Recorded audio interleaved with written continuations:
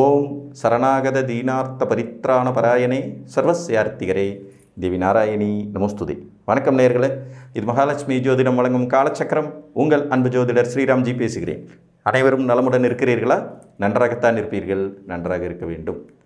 இன்றைய காணொளியில் நாம் காண இருப்பது நல்ல நண்பன் வேண்டும் என்றால். இதான் தலைப்பு.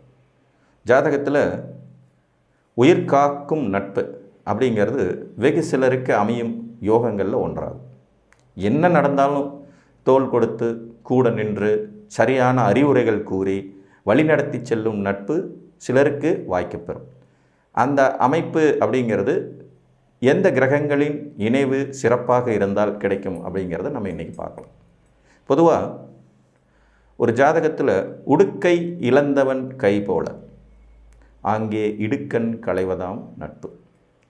அதாவது ஒருவனுக்கு மிக மோசமான காலகட்டத்தில் கை கொடுத்து தூக்கி விடுறது, உதவிக்கு நிற்கிறது, நான் இருக்கேன்டா உனக்கு அப்படின்னு சப்போர்ட் பண்ணுறது நல்ல நட்பின் அடையாளம். இந்த நல்ல நட்பு அப்படிங்கிறது கிடைக்கிறதுக்கு உங்கள் ஜாதகத்தில் உங்கள் லக்னத்திற்கு மூன்றாம் அதிபதி ஆத்மார்த்தம் வீடு அப்படின்னு சொல்லக்கூடிய 5ஆம் அதிபதியோடு நல்ல நிலையில் தொடர்பு கொண்டிருந்தால், நீங்கள் எந்த லக்னத்தில் பிறந்திருந்தாலும் சரி, உங்கள் லக்னத்திற்கு 3ஆம் அதிபதி ஆத்மார்த்த தொடர்பு அப்படின்னு சொல்லக்கூடிய 5ஆம் அதிபதியோடு நல்ல நிலைமையில் தொடர்பு கொண்டிருந்தால் உங்களுக்கு உயிர் கொடுக்கும் நட்பு அமையும் யோகிதைகள் உண்டாகும். புரிஞ்சிச்சுங்களா? 3ஆம் இடம் தான் நட்பு ஸ்தானம், நண்பர்கள் ஸ்தானம். அதாவது உப உறவுகளை குறிக்கிறது 3. உப உறவுகள்னா என்ன? இப்போ லக்னம்ங்கிறது நம்ம, 2ஆம் இடங்கிறது குடும்பம். இந்த குடும்பங்கிற அமைப்பை தாண்டி ஏற்படக்கூடிய உறவுகளை எல்லாம் குறிக்கக்கூடியது 3 சகோதர ஸ்தானத்துக்கு வரும், நண்பர்கள் ஸ்தானத்துக்கு வரும்.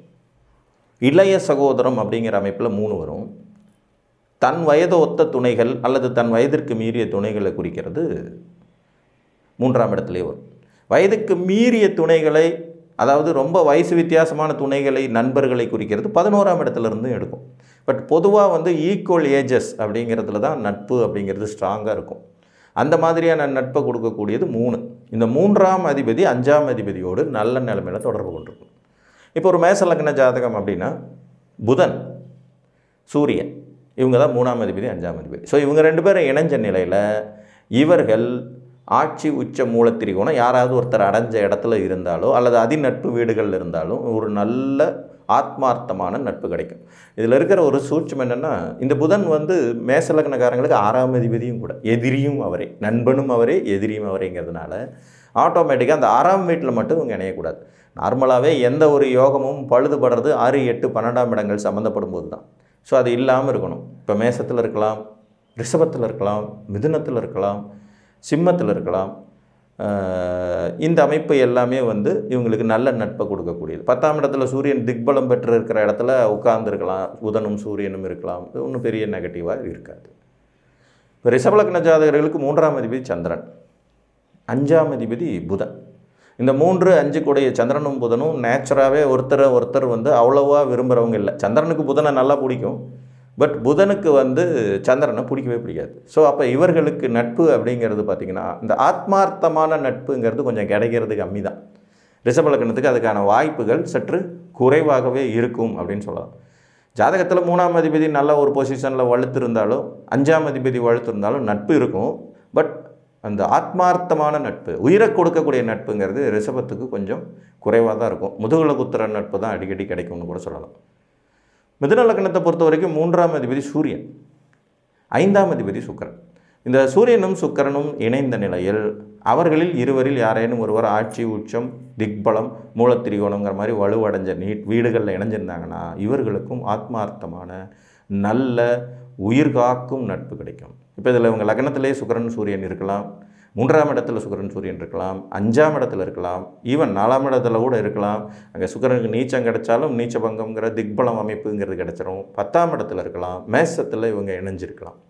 ஸோ இந்த அமைப்பு ஒரு ஆத்மார்த்த நட்பை தரும் யோகமாகும். கடக லக்னத்துக்கு 3ஆம் அதிபதி புதன்.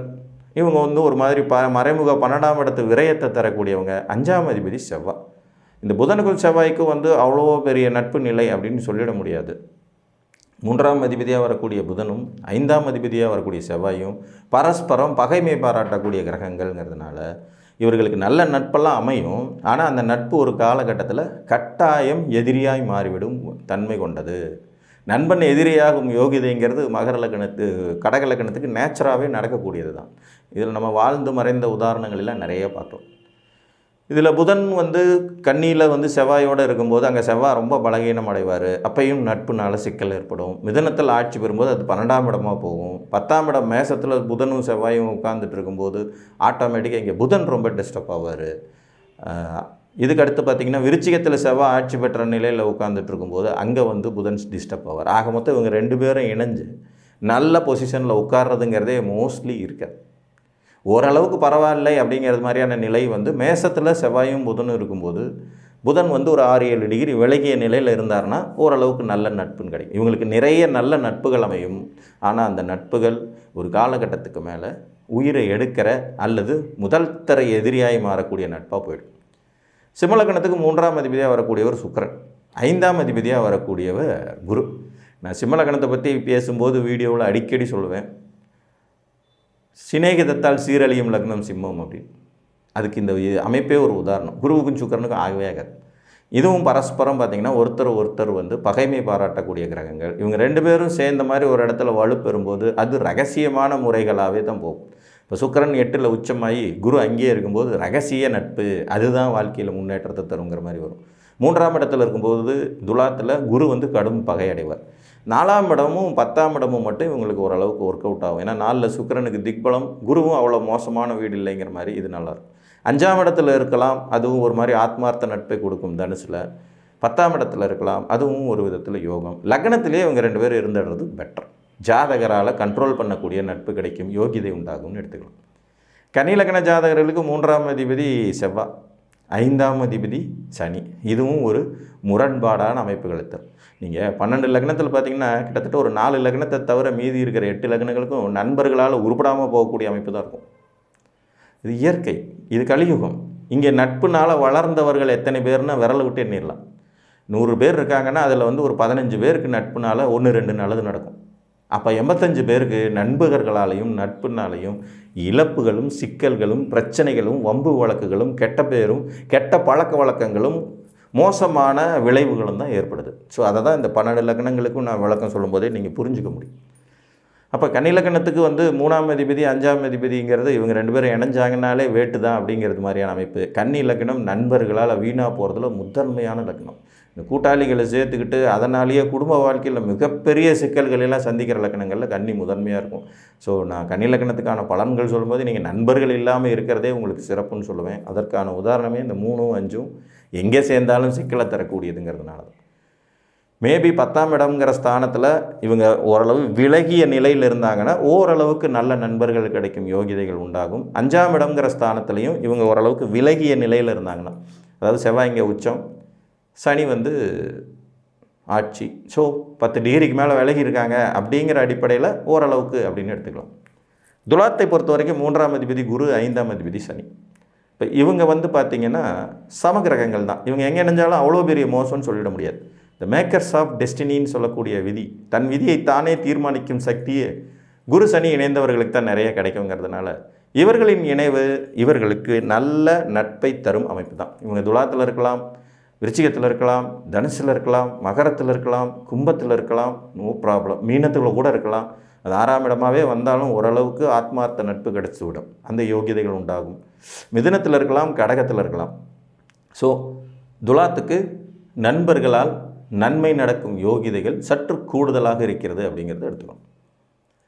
விருச்சிக லக்னம் இவங்களுக்கு 3ஆம் அதிபதி சனி, 5ஆம் அதிபதி குரு, சேம் அதே பேட்டர்ன் தான். உயிரை கொடுக்குற நண்பர்கள் அமைகிற யோகியதை இந்த துலாத்துக்கும் விருச்சிகத்துக்கும் கொஞ்சம் நேச்சராக இருக்கும். இதில் விருச்சிகத்துக்கு சற்று கூடுதலாகவே இருக்கும். இவங்க என்ன தான் ஒரு முதுகுல குத்துற தன்மை கொண்ட அமைப்புகள் இருந்தாலும் கூட இவர்கள் நண்பர்கள் மற்றவங்களோட இவங்களுக்கு ஒருபடி மேலே ஹெல்ப் பண்ணக்கூடிய தன்மை நேச்சுரலாகவே வந்துடும். ஸோ இவங்களுக்கு லக்னத்திலே குரு இருந்து திக்பலமாகி சனியோடு இருக்கலாம், 2ஆம் இடத்துல இருக்கலாம், 3ஆம் இடத்துல இருக்கலாம், 4ஆம் இடத்துல இருக்கலாம், 5ஆம் இடத்துல இருக்கலாம், நத்திங் சீரியஸ். 7ஆம் இடத்துல 2 பேர் உட்காந்துருக்கலாம், சிறப்பு. 9ஆம் இடத்துல உட்காந்துருக்கலாம். 10ஆம் இடத்துல கடும் பகை நிலையில் சனி இருந்தால் கூட குரு கூட இருந்து ஆசுவாசப்படுத்தி அதையும் நம்ம வலுப்படுத்துவார். 11ல் கூட இருக்கும். ஸோ விருச்சிகத்துக்கு ஒரு நட்பு அமையும் யோகி. இவங்க நார்மலாகவே நண்பர்கள் அவ்வளோ சீக்கிரம் நம்பவே மாட்டாங்க, இவங்க யாரையுமே நம்ப மாட்டாங்க. அதனால் இவர்கள்ட்ட நட்பு பாராட்டி இருக்கிறதுங்கிறதே ஒரு பெரிய சவால் தான். அதனாலேயே இவர்களுக்கு அமையாது, அமைஞ்சதுன்னா அது நல்ல நட்பாக இருக்கும். தனுருக்கு பொறுத்த வரைக்கும் 3ஆம் அதிபதியாக குருவும் 3ஆம் அதிபதியாக சனியும் 5ஆம் அதிபதியாக செவ்வாயும் வந்துடுவாங்க தனுர் லக்னத்துக்கு. அப்போ இது ஒரு மாதிரி நட்புனால் முதுகில் குத்தப்படும் விதி கொண்ட லக்னம் தான். சனிக்கும் செவ்வாய்க்கும் தான் ஆகவே ஆகாது இல்லைங்களா? அப்போ இவங்க 2 பேரும் இணையிறதுங்கிறது எப்படி இருந்தாலும் தேரை இழுத்து தெருவில் விடுறதுங்கிறது மாதிரியான அமைப்பு தான். ஸோ 2ஆம் இடம் ஓரளவுக்கு பரவாயில்லை அப்படிங்கிறது மாதிரி வரும், 10ஆம் இடம் ஓரளவுக்கு பரவாயில்லை அப்படிங்கிறது மாதிரி வரும். மற்ற வீடுகளில் இவங்களுடைய இணைவுங்கிறது அவ்வளோ சிறப்பாக இருக்காது. மகர லக்னத்துக்கு 3 குடைவர் குரு, 5 குடைவர் சுக்கிரன். இதுவும் ஒரு மாதிரி நெகட்டிவ் தான். குருவும் சுக்கிரனும் பரஸ்பர விரோதிகள். இவங்க 2 பேரும் இணைஞ்ச நிலையில் இவங்களுக்கு நல்ல நண்பர்கள் கிடைக்கிறதுக்கான வாய்ப்பு ரொம்ப ரொம்ப கம்மி. சொல்லப்போனால் இது ஒரு மாதிரி ரிசர்வ்டான லக்னம். நட்பாவது, பகையாவது, சொந்தமாவது, பந்தமாவது, உறவாவது, உயிராவது அப்படிங்கிறது எல்லாம் மாதிரி உதறி தள்ளிவிட்டு போகக்கூடிய லக்னம். காலபுருஷனுடைய கர்மஸ்தானங்கிறதுனால இவங்க கடமையே கண்ணாக இருத்தல்ங்கிறது மாதிரி வேலை பின்னாடியே ஓடிடுவாங்க. பெருசாக நண்பர்களுக்கெல்லாம் நேரம் செலவழிக்கிற அளவுக்கு இவங்களுக்கு டைமிங்கும் இருக்காது. ஸோ அந்த வகையில் இவர்களுக்கு குருவு, அதாவது 3 கூடைய குருவு 5 கூடைய சுக்கிரனுங்கிற இடத்துல 3ஆம் இடத்துல இவங்களுடைய இணைவு ஓரளவுக்கு விலகிய நிலையிலும், 5ஆம் இடத்துல இவர்களுடைய இணைவு ஓரளவுக்கு விலகிய நிலையிலும், 7ஆம் இடத்துல இவர்களுடைய இணைவு ஓரளவுக்கு விலகிய நிலையிலும் ஒரு மாதிரியான அமைப்பை கொடுக்கும். ப்ளஸ் லக்னத்திலே இருக்கும்போது ஓரளவுக்கு பரவாயில்லைங்கிற மாதிரி இருக்கும், 10ஆம் வீட்டில் இருக்கும்போது சுமாரான பலன்கள் தரும். கும்பத்துக்கு 3ஆம் அதிபதி செவ்வாய், 5ஆம் அதிபதி புதன்.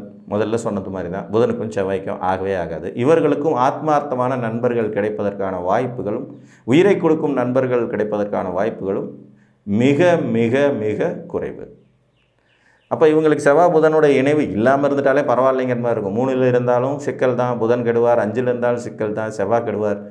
8ல் இருக்கக்கூடாதுங்கிறது ஒரு விதி. 10ஆம் இடத்துல கூடாது, புதனுக்கு ரொம்ப மோசமான பலன் இருக்கும். 12ஆம் இடத்துல இருக்கக்கூடாதுன்ற விதி. அதனால் இவங்க பொறுத்த வரைக்கும் நல்ல நண்பர்கள் அமைஞ்சால் அது கடவுளுடைய வரப்பிரசாதம் அப்படிங்கிறது மாதிரி தான் எடுத்துக்கணும். மீனத்தை பொறுத்த வரைக்கும் 3 குடையவர் சுக்கிரன், 5 குடையவர் சந்திரன். சுக்கிரனுக்கும் சந்திரனுக்குமே அவ்வளோ பெருசாக ஒன்றும் ஆகாது.